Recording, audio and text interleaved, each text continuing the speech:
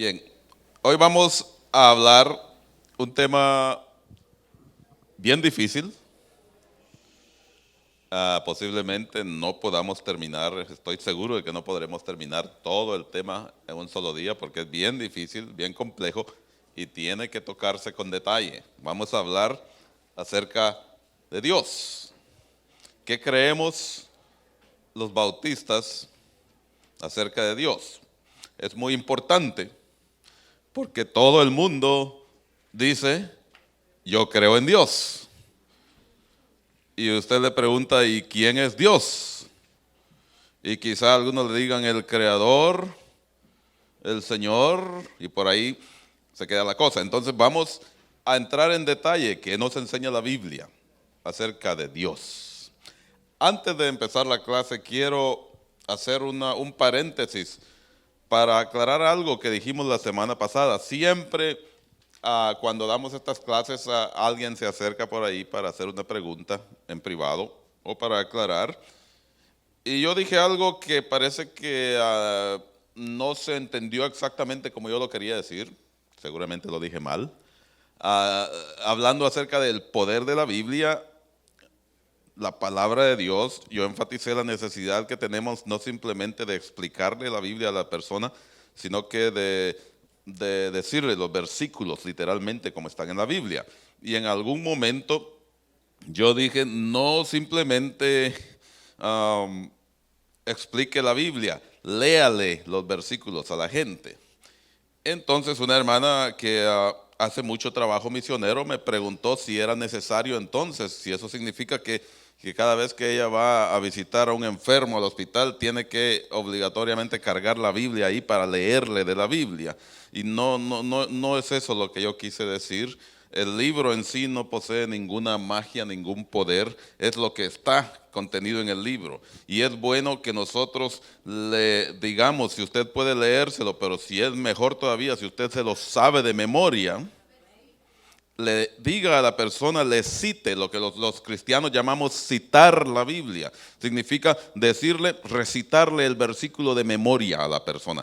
Eso es muy importante porque entonces usted no está presentándole su interpretación a la persona, usted le está presentando a la persona lo que está escrito ahí, ¿ok?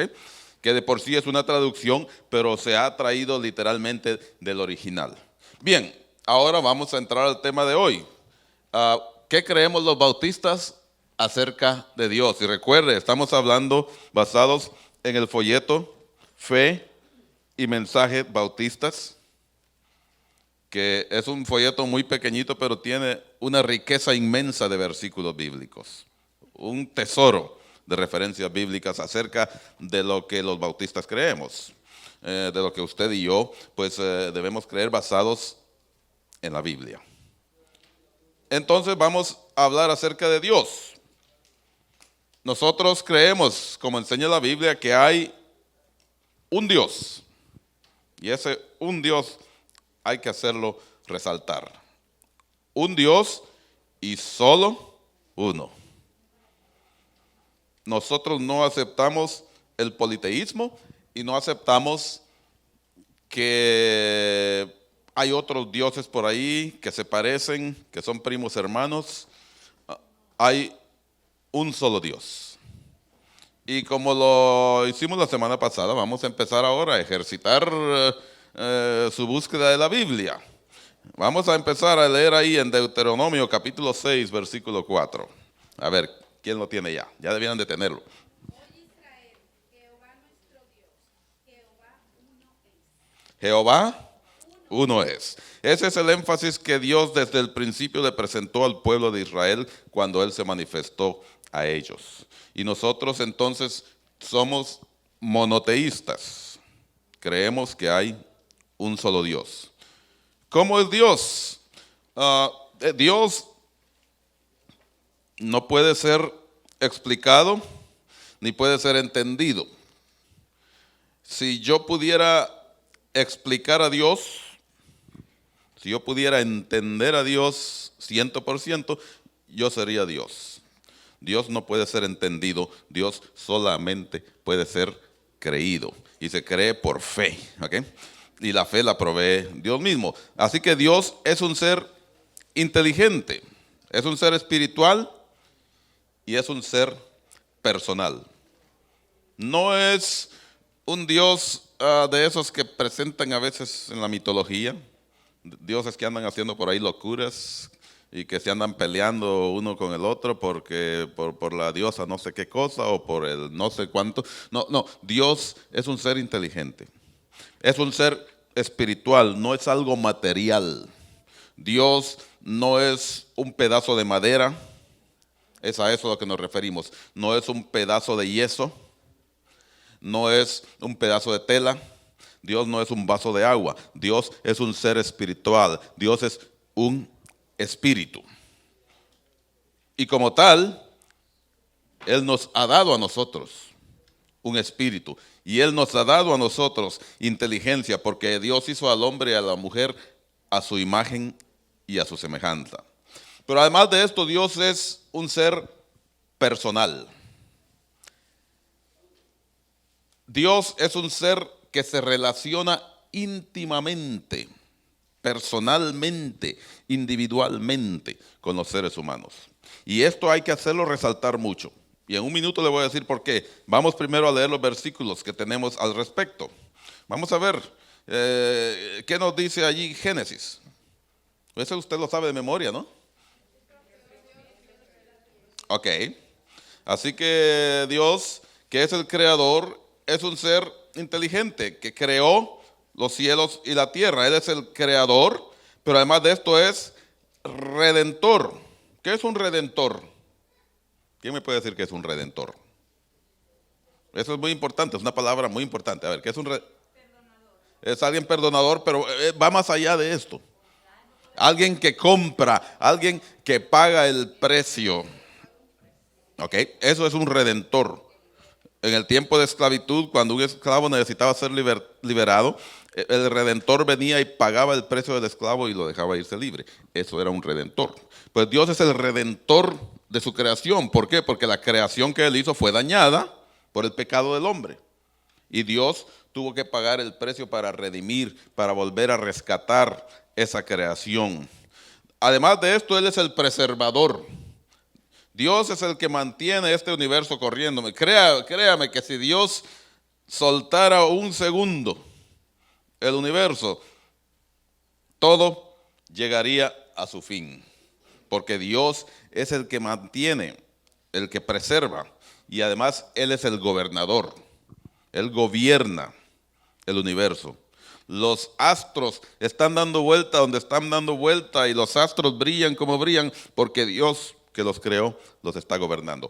Eso es lo que nosotros creemos. Ahora sí vamos a ver entonces qué dice Génesis 2:7. Entonces Jehová Dios formó al hombre del polvo y de la tierra, y sopló en su nariz aliento de vida, y fue el hombre un ser viviente. Ok, está escrito claramente en la Biblia que Dios es entonces el creador.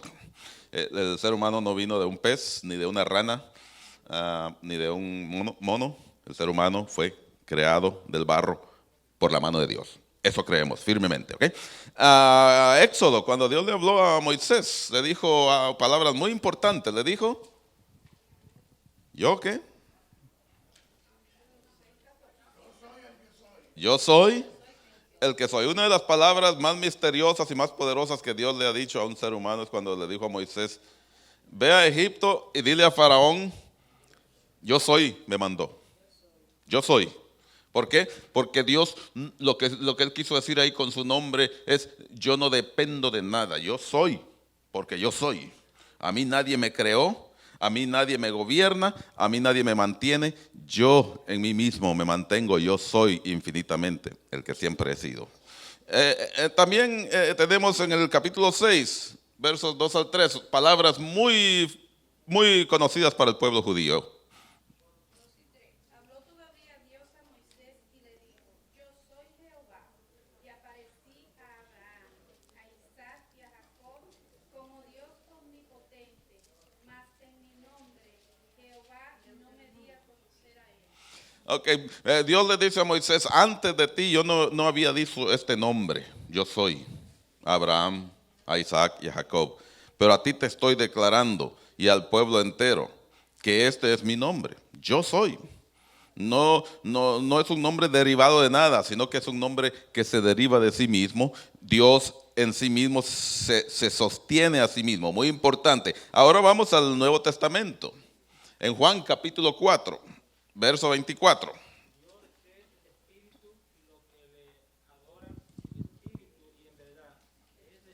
Oh, qué importante, ¿eh? Dios es espíritu.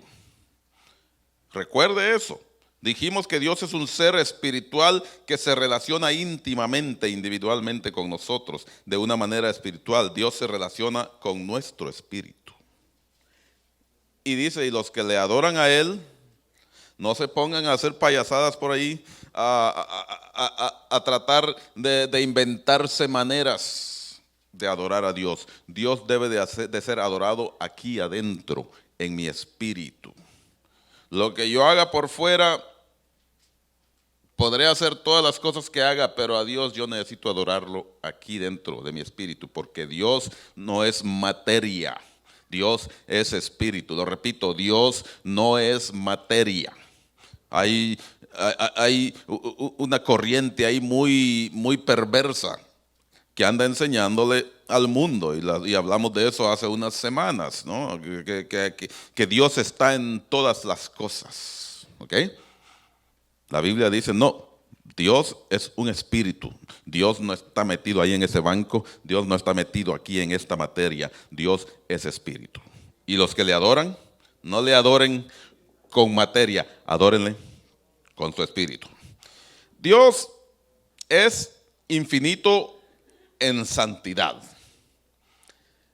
Eso quiere decir que Dios en su perfección, Él es infinitamente puro. No hay ninguna mancha, no hay ningún defecto, no hay ningún error. Cuando decimos que Dios es santo, queremos decir que Él es totalmente, absolutamente, infinitamente puro. A diferencia de nosotros, que hemos tenido que ser, y vamos a hablar más adelante de ello, ¿no? Hemos tenido que ser santificados por la sangre de Cristo, porque nosotros, dentro de nosotros mismos, no somos santos, pero Dios sí es infinitamente santo, y su santidad es eterna. Levítico 22, capítulo 2. Di a Aarón y a sus hijos que se abstengan de las cosas santas que los hijos de Israel me han dedicado, y no profanen mi santo nombre. Ok, y el 32.6, Deuteronomio 32.6. Y esos pasajes a veces como no los leemos muy a menudo, como que nos cuesta encontrarlos, ¿no? Deuteronomio 32.6. Deuteronomio es el quinto libro de la Biblia. 32. Sí, por favor. 32.6. Así pagáis a Jehová, pueblo loco e ignorante. Ok. ¿No es Él tu Padre que te creó? Él te hizo y te estableció. Ok, esas palabras, por cierto, están escritas en la Biblia, ok. Dios le dijo a su pueblo, al pueblo de Israel, pueblo loco e ignorante. Porque en su eterna santidad ellos siempre le pagaban de una manera tan mala, tan fea. Pero deje al pueblo de Israel allá a un lado, piense en nosotros mismos. Porque cuántas veces me ha dicho Dios a mí, loco, ¿eh? Porque yo le he pagado mal. Loco e ignorante, tú no sabes cómo pagarle a Dios, tú no sabes cómo adorarle a Dios, porque Dios es infinito en su santidad. Quizá usted se pregunta, ¿por qué razón en el Antiguo Testamento Dios estableció tantos rituales, tantas cosas que tenían que hacer los sacerdotes?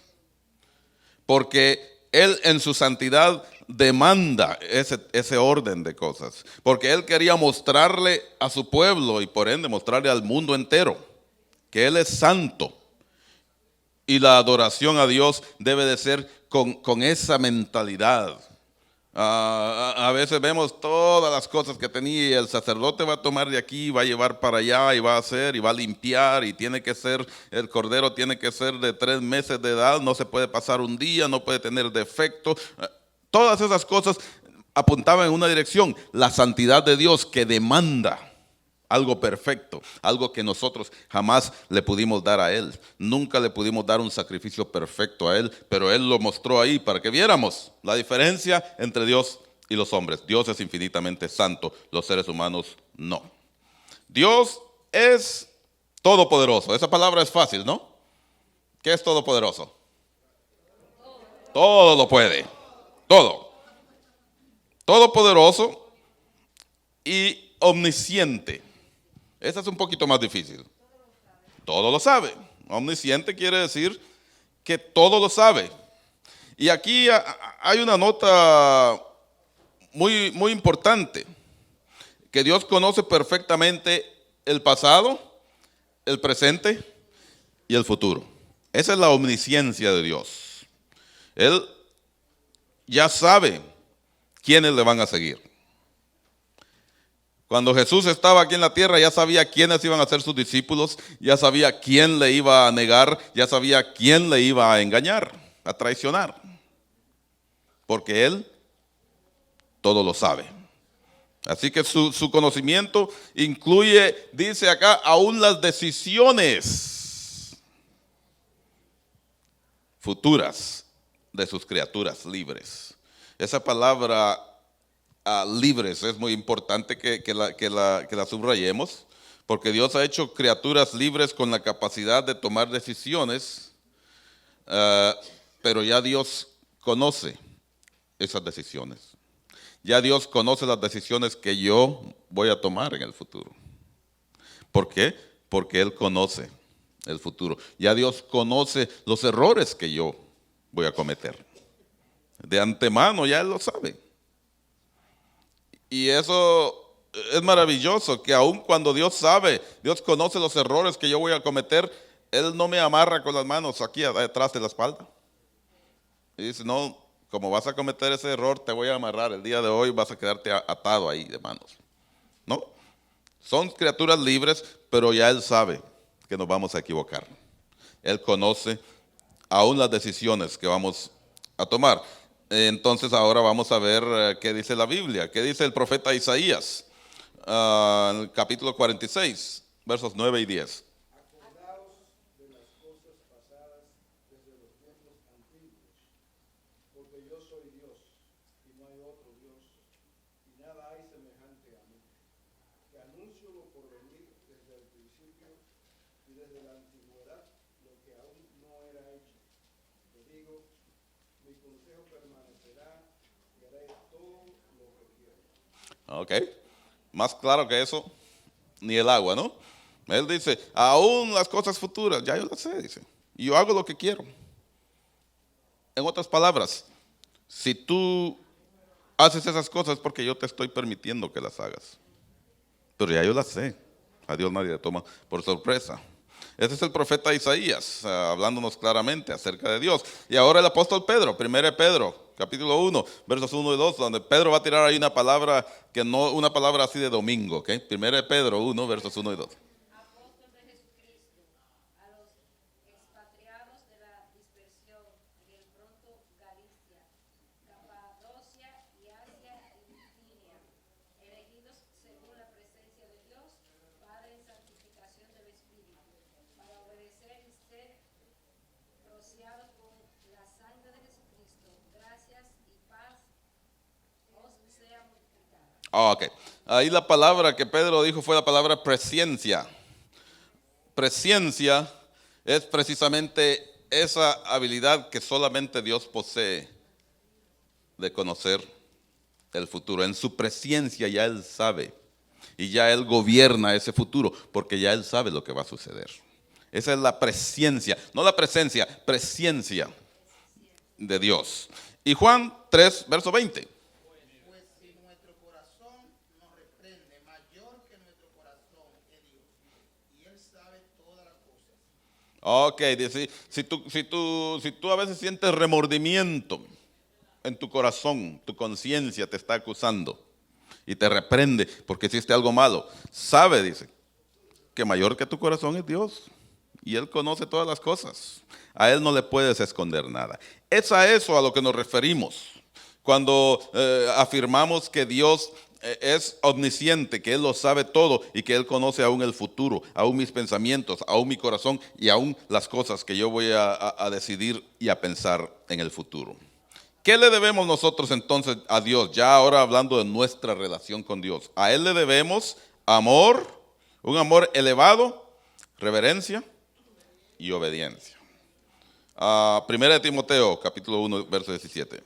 Por tanto, al Rey de los siglos, inmortal, invisible, al único y sabio Dios, sea honor y gloria por los siglos de los siglos.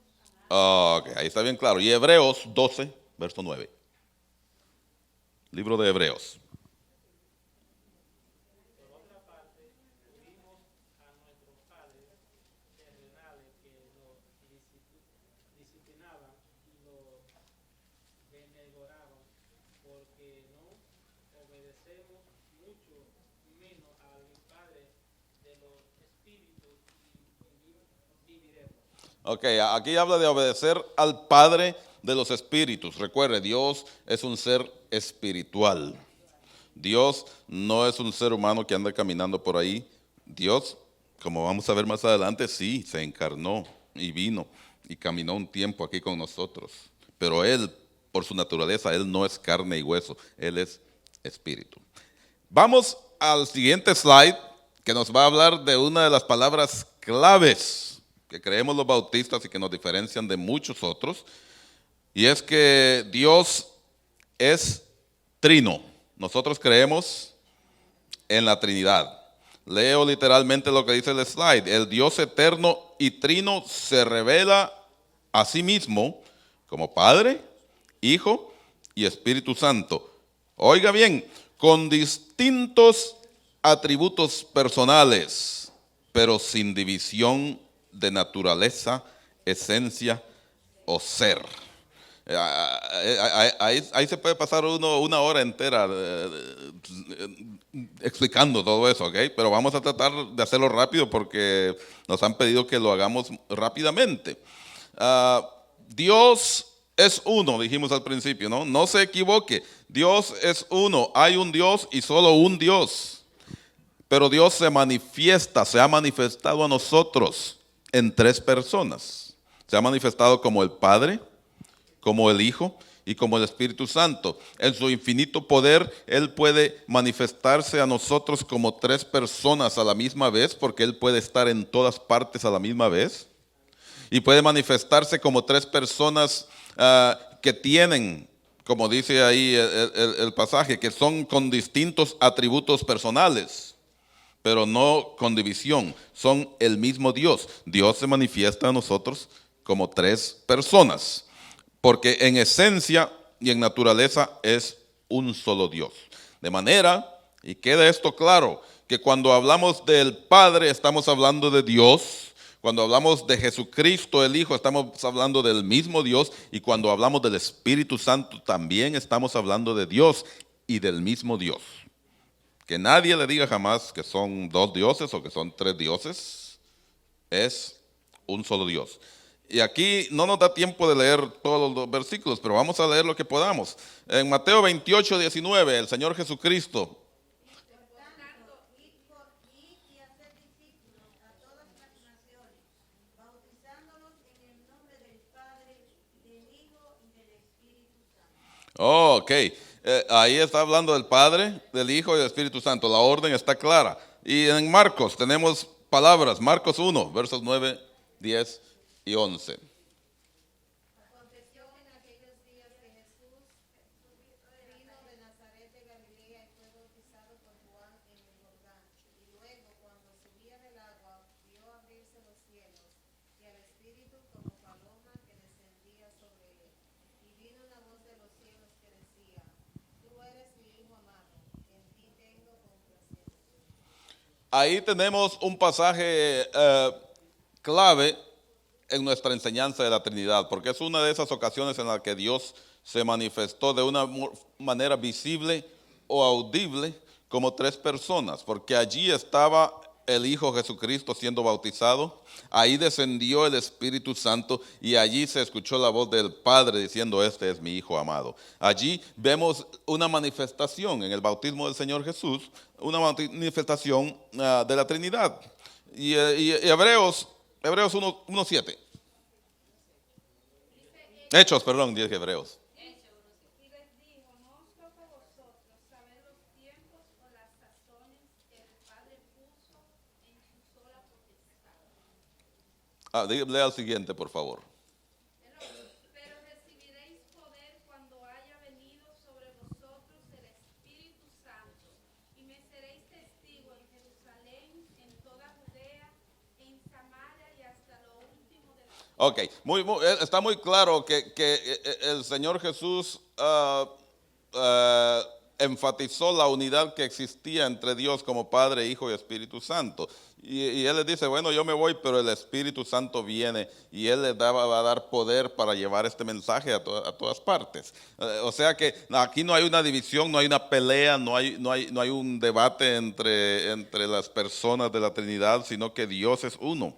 Hay unidad y está trabajando, manifestándose de diferentes maneras a nosotros para precisamente llevar a cabo su plan. Esa es la naturaleza de Dios. Ahora, Romanos, este pasaje es un pasaje teológico bien profundo, ¿ok? Dice: porque todos los que son guiados por el Espíritu de Dios, estos son hijos de Dios. Pues no habéis recibido el espíritu de esclavitud para estar otra vez en temor, sino que habéis recibido el espíritu de adopción, por el cual clamamos: Abba, Padre. Abba Padre. Nuevamente, vea usted, si usted lee en el Nuevo Testamento va a ver que el Señor Jesús siempre enfatizó la unidad que existe entre las personas de la Trinidad. No son tres dioses ahí, cada cual haciendo algo diferente, sino que es un Dios unido. Y finalmente vamos a leer ahora, vamos a ir de regreso a Juan capítulo 5, verso 7. Primera de Juan. Es.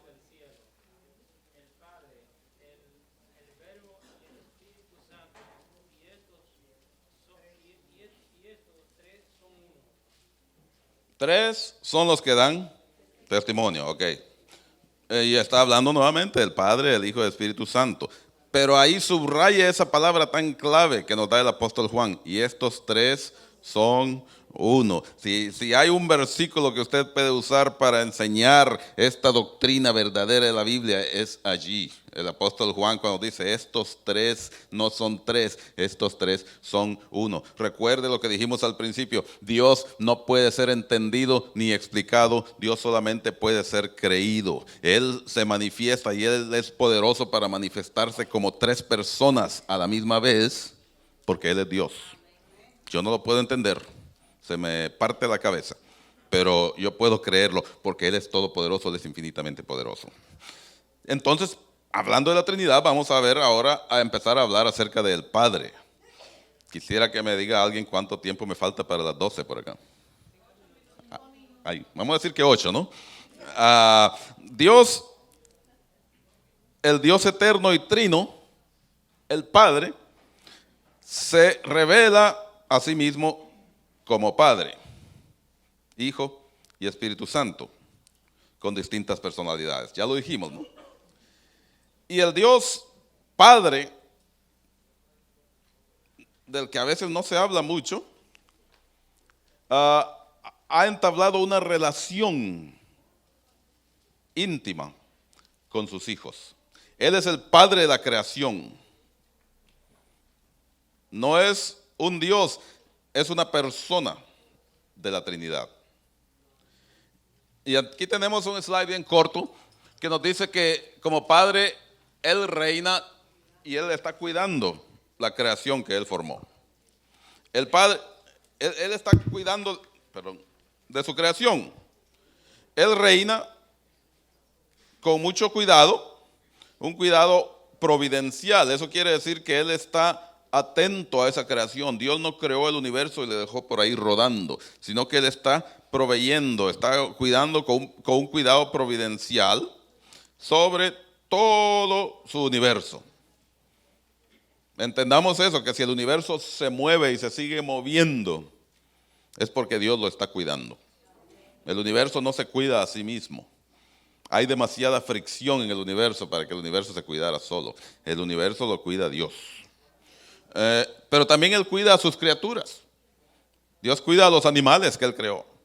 Dios cuida a las plantas. Y Dios cuida a los seres humanos, aunque somos a menudo muy ingratos.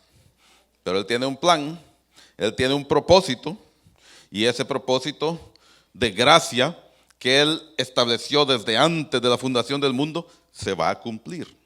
Y en su papel como Padre, Él está proveyendo ese cuidado para nosotros. Y vamos a ver en un minuto por qué entonces cuando los discípulos dijeron, Señor Jesús, enséñanos a orar. El Señor Jesús empezó diciendo, Padre nuestro que estás en los cielos. Dios es Padre en verdad de todos aquellos. Esto a veces ofende a ciertas personas, ¿ok? Es Padre de todos aquellos que llegan a ser sus hijos por medio de la fe en Cristo Jesús. Esto es lo que en términos teológicos nosotros los bautistas llamamos la adopción. Los seres humanos, por causa de nuestro pecado, nos alejamos de Dios. Todos los seres humanos somos criaturas de Dios. Y Él cuida a todas sus criaturas, lo dijimos hace un minuto, ¿no? Él cuida a todas sus criaturas, pero las criaturas de Dios, a diferencia de los animales y de las plantas, los seres humanos que creíamos que éramos más inteligentes, nos alejamos de nuestro Padre y nos descarriamos y nos fuimos bien lejos. Y Él ha tenido que entonces adoptarnos, porque nosotros por nuestro pecado nos separamos de Él. De manera que aquellos que llegan a conocerle a Él como Padre a través de su Hijo Jesucristo, son los que son ciertamente llamados sus hijos por adopción. No son simplemente sus criaturas, son sus hijos. Y Él es paternal en su actitud hacia todos los humanos. Dios actúa como un Padre amoroso. El Padre más amoroso que existe en el universo. Entonces ahora sí, vamos a ver qué dice la Biblia acerca de Dios el Padre. Y por cierto, el Antiguo Testamento muestra a Dios como Padre, pero el pueblo de Israel nunca ha visto a Dios como Padre. Y vamos a hablar un momento de eso, pero vamos a leer primero de Crónicas, verso 29, verso 10. Ok. Dice, asimismo se alegró mucho el rey David y bendijo a Jehová delante de toda la congregación. Y dijo David, bendito seas tú, oh Jehová Dios de Israel, nuestro Padre, desde el siglo y hasta el siglo. Y Mateo 6, 8. Y después, si quieren, podemos leer del 9 al 10, aunque yo creo que todos se lo saben de memoria. Pero Mateo 6, 8. No os hagáis pues semejantes a ellos, porque vuestro Padre sabe de qué cosas tenéis necesidad antes que vosotros la pidáis. Vosotros pues oraremos así. Padre nuestro que estás en los cielos, santificado sea tu nombre. Venga tu reino, hágase tu voluntad como en el cielo, así también en la tierra. Bueno, ahí sigue, pero yo creo que usted se sabe el Padre Nuestro, ¿no? Y por eso se llama el Padre Nuestro, porque el Señor Jesús nos enseñó que debemos de orar al Padre, porque Dios en su Trinidad se manifiesta a nosotros como un Padre amoroso, y es la manera como debemos de verlo, un Padre amoroso. Y lo que quería decirles es que quien introdujo en este mundo el concepto de Dios como un Padre fue el Señor Jesucristo. Nosotros leímos en Primero de Crónicas, donde David llama a Dios Padre, pero usted se va a dar cuenta si empieza a buscar en el Antiguo Testamento que muy rara vez en el Antiguo Testamento se hace referencia a Dios como un Padre amoroso. El pueblo judío en aquel entonces y en el día de hoy Esto es importante para un bautista, ¿ok? El pueblo judío entonces, y en el día de hoy, ven a Dios como el creador, pero como un ser muy lejano, a quien no podemos llegar. Un ser que está muy lejos, que es tan infinito en santidad que nosotros no podemos llegar a Él. No podemos tener acceso directo, no podemos hablar con Él como usted y yo hablaríamos con un ser querido. Y en el día de hoy la actitud del pueblo judío es la misma. Si usted la analiza cuidadosamente, el pueblo judío ve a Dios como el creador, pero como un ser demasiado lejano. Él está allá lejos.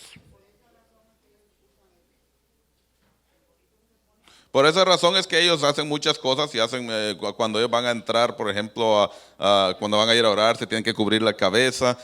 Cuando van al muro de los lamentos, pues ahí tienen que hasta echarse polvo encima. Y todas las cosas que ellos hacen es porque ir a Dios es mucho más lejano que ir a un rey o que ir a un presidente.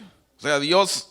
Y qué bueno que veamos a Dios con ese tipo de respeto, ¿ok? No lo tome a mal. Es bueno que veamos a Dios con ese respeto, al Padre amoroso, pero que recordemos que Él es un Padre y que Él se relaciona personalmente, íntimamente, y quien trajo ese concepto al mundo fue el Señor Jesucristo. Él fue el quien le enseñó a los discípulos y les dijo: si ustedes que son padres terrenales le dan buenas cosas a sus hijos, ¿cuánto más su Padre que está en los cielos?